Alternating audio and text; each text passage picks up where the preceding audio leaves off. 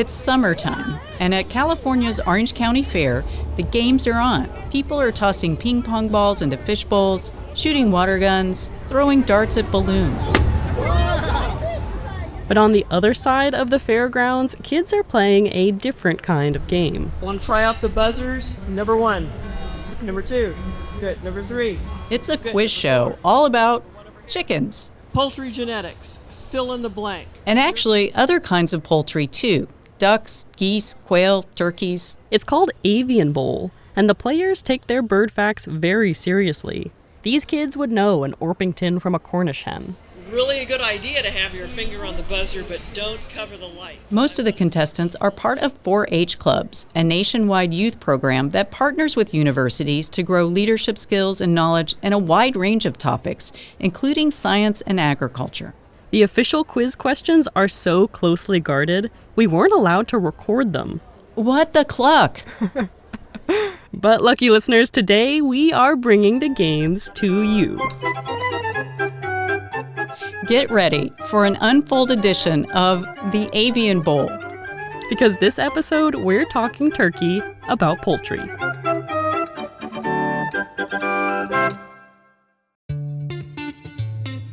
We'll have a chance to test our bird brains with Avian Bowl quiz questions.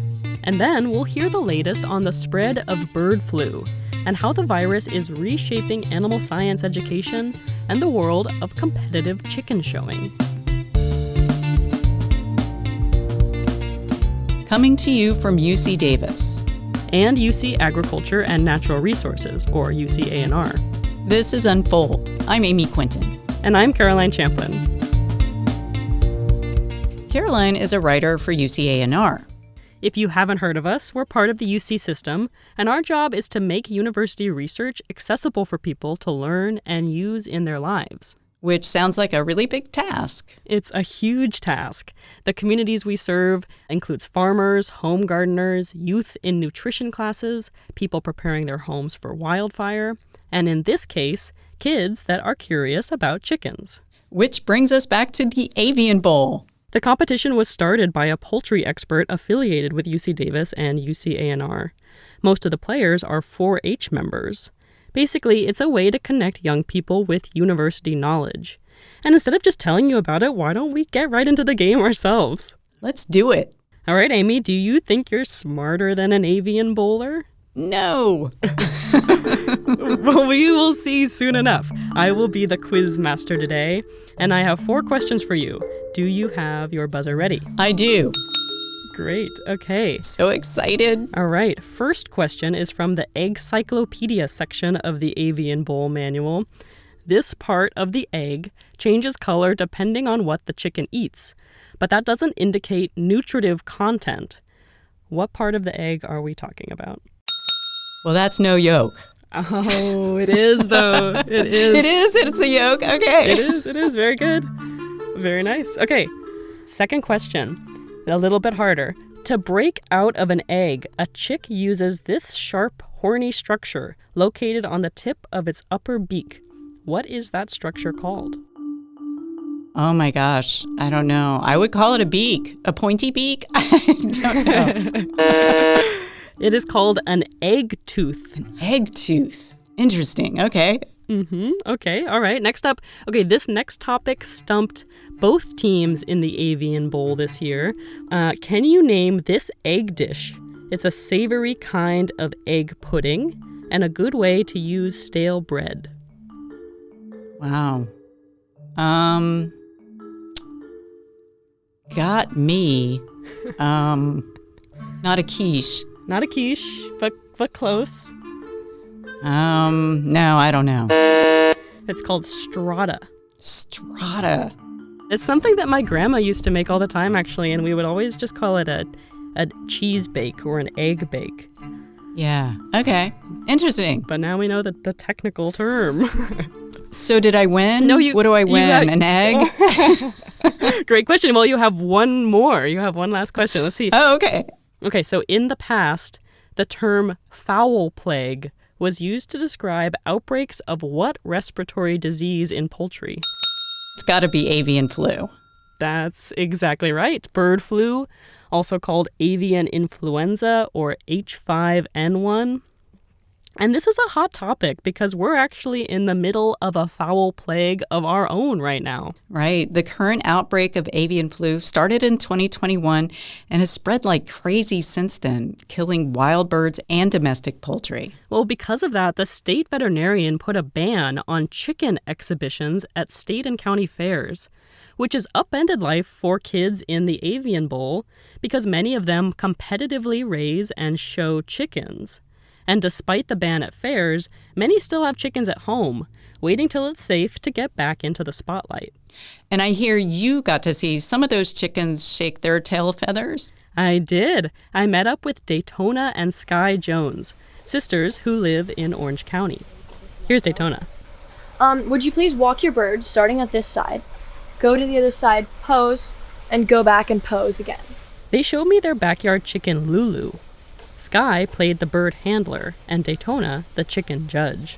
Usually you'd use a stick, but she doesn't need one because she walks really good. The goal is to demonstrate control of the animal, and also to make the bird look good. And how do you make a chicken look good? I'm so glad you asked. Beard oil. Of course. The competitors grease up the chicken's legs, as well as their wattle and comb, which is all that fleshy skin around a chicken's head and beak. They also give them a bath. And Amy, just to set the scene for you, Lulu isn't the only animal in this backyard.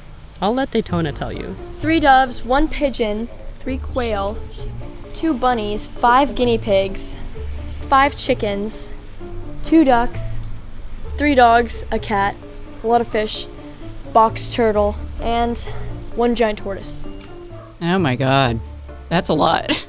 It's 90 animals, all at one house in Orange County. Every time that we tell how many pets we have, everyone's like, "Wow, you must have a zoo." But we're like, kinda, but our house is pretty small, so I mean, And we still have a lot of room. It doesn't for even feel like that much anymore.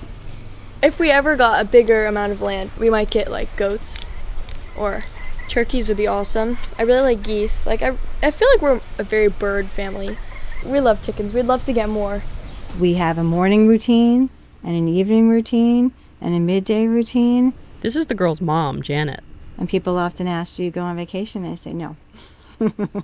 No, I live in Southern California and we love it. And this is the life we chose. I don't regret it and say, oh, we never go anywhere. But even if we were to go somewhere, we'd have to get an RV and bring the chickens. I can just imagine that. Can you imagine being on the road, seeing an RV drive by with a bunch of chickens in the window, clucking? Wind blowing through their feathers. Sounds like a great vacation. A free chicken. That's what they mean by free range.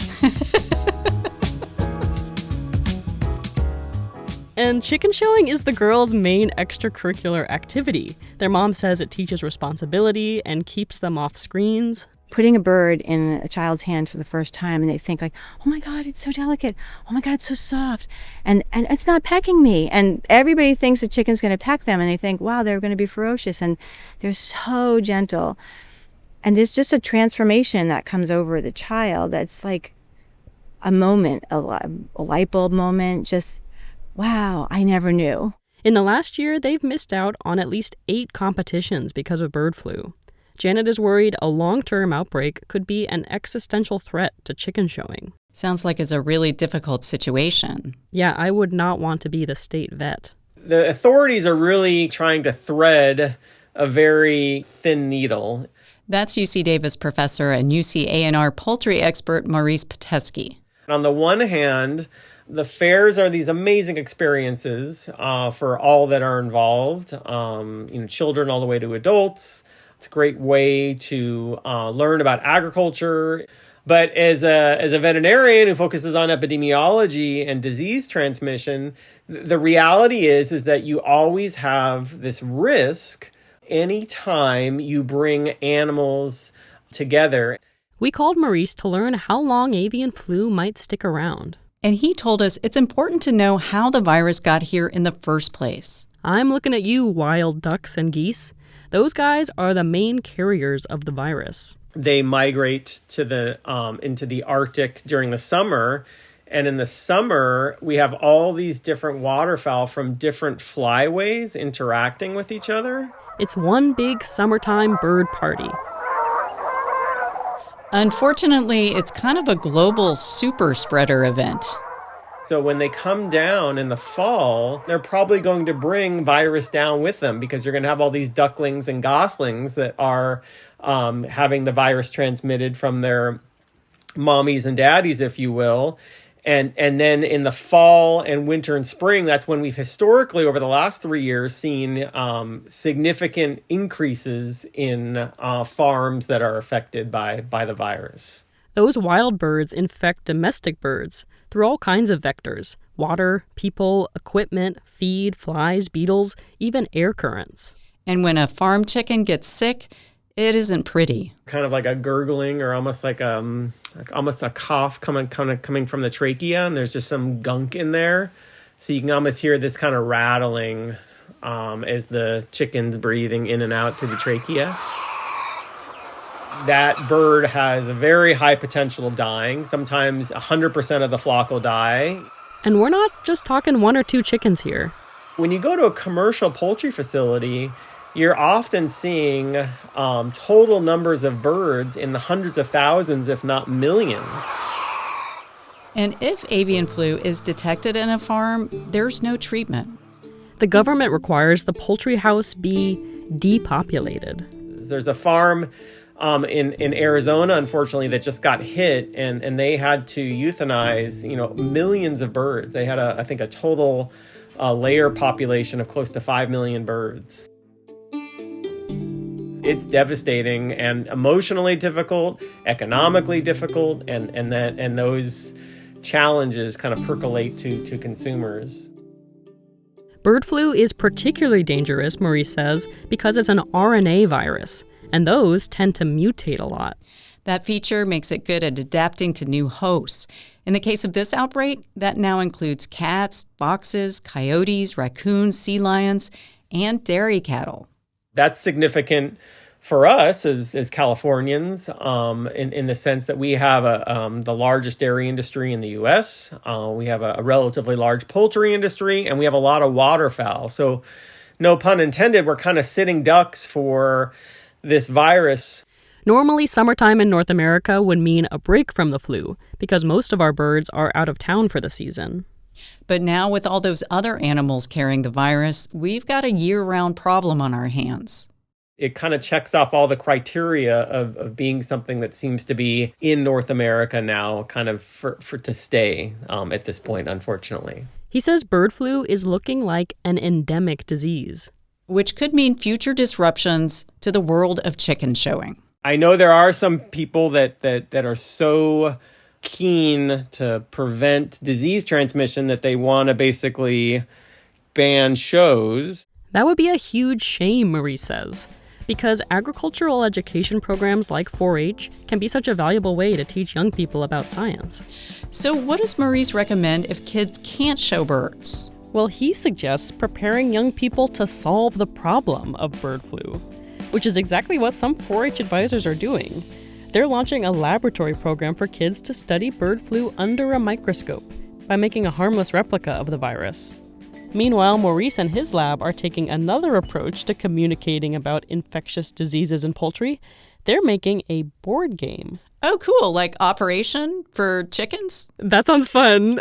And I would love to play that. But no, it's a cooperative strategy game where you're trying to stop the virus from spreading while balancing other people's interests. You can play as a bunch of different characters. If you're the state veterinarian, for example, and you want to end an outbreak, you can quarantine and vaccinate and depopulate, all those things. But you can't do those things unless you have cooperation and trust. So I think that's what the game really focuses on. Can we play? It's still in the development stage. Right now, only some lucky high schoolers are getting to play test it. But in the meantime, we invited Maurice to play a game of our own. We have more chicken questions? We sure do.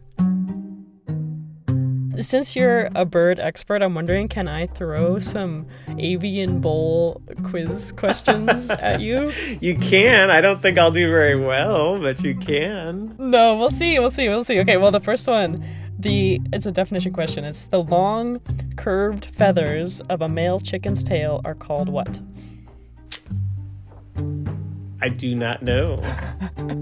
Okay, the first one, that was sickles. Sickles, okay, that's good to know. Okay, I'm showing my ignorance here of poultry anatomy, but go on, this is fun. Okay, the next one, okay, maybe, I don't know, maybe this is harder, I'm actually not sure. What is the temperature of an egg when laid?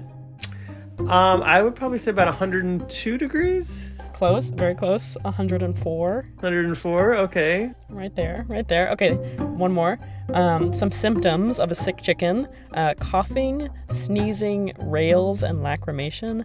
What do you think those could be a sign of?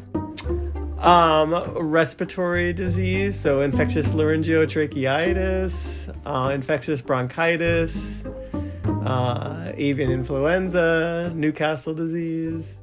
Leave it to a poultry expert from the School of Veterinary Medicine at UC Davis to get a health question right. You can find more information about bird flu at our website, ucdavis.edu/unfold. And you can find more info on how 4-H is adapting to avian flu by searching UCANR's Green blog. I'm Amy Quinton. And I'm Caroline Champlin. Thanks for listening. Unfold is a production of UC Davis. This episode was reported by Caroline Champlin. Original music for Unfold comes from Damian Verrett and Curtis Jerome Haynes.